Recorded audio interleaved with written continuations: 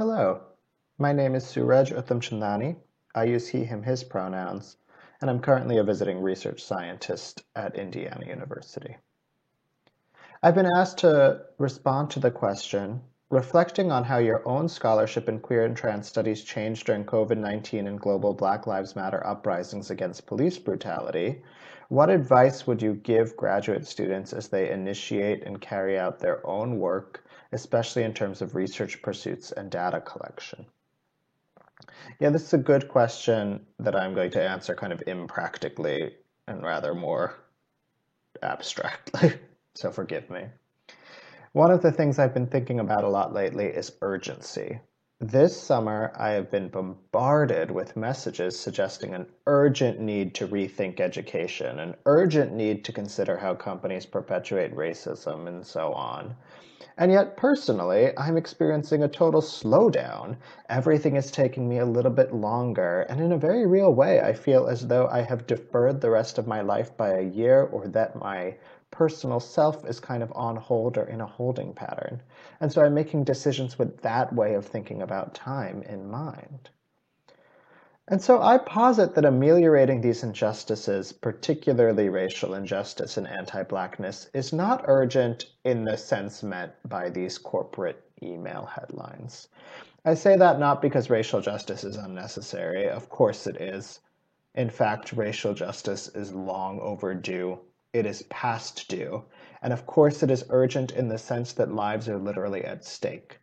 But when these companies say it, right, it only feels newly urgent to people who have just found out about it or perhaps have other intentions. Yes, we need to move fast, but I am also skeptical about who is pointing to urgency, and if urgency can be used as a tactic to incentivize incrementalism, pragmatism, and compromise without their siblings, deliberation, imagination, and intentionality.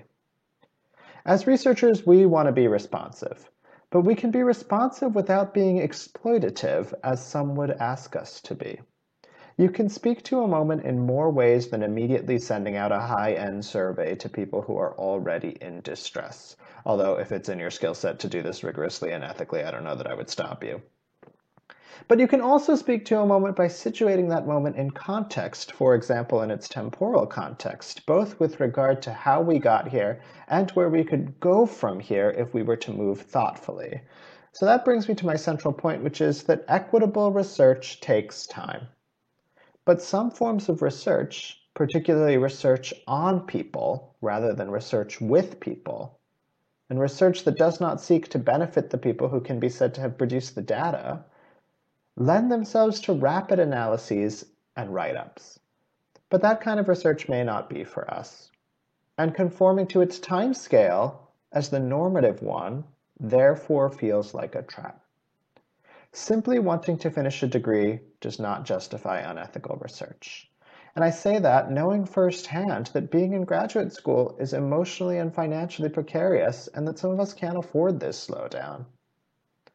And so my advice is, when you see some call or some company proclaim urgency, view this with a critical lens. Is it urgent for the reasons that we think about, that people are in pain?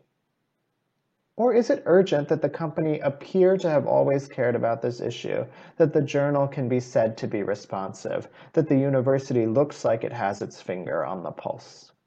Of course, when people in minoritized communities proclaim the urgency of revolution, take us and take them seriously, but feel the differences in these groups' ends when they call for urgency. I'm being asked to give advice, although I don't know you and your situation, so this is perhaps more advice for me and my past self. Equitable research takes time. It doesn't take forever, but it takes time.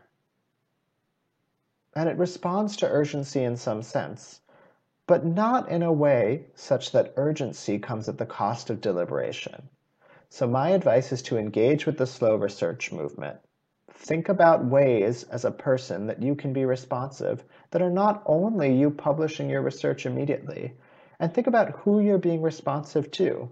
Is it your field, or is it the communities you're working with?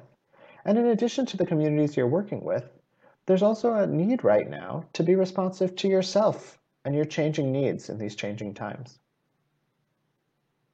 So my call is to take this moment as a point of departure for remediating your relationship to research time. Do not allow urgency to co-opt equity, as this defeats the entire purpose of what urgency is ostensibly calling for. In conclusion, I recognize that this was all very discursive, so here's my actual advice. Don't be afraid to talk out loud to yourself. That's really helpful. If you're self-conscious, put on some music in the background. Good luck out there.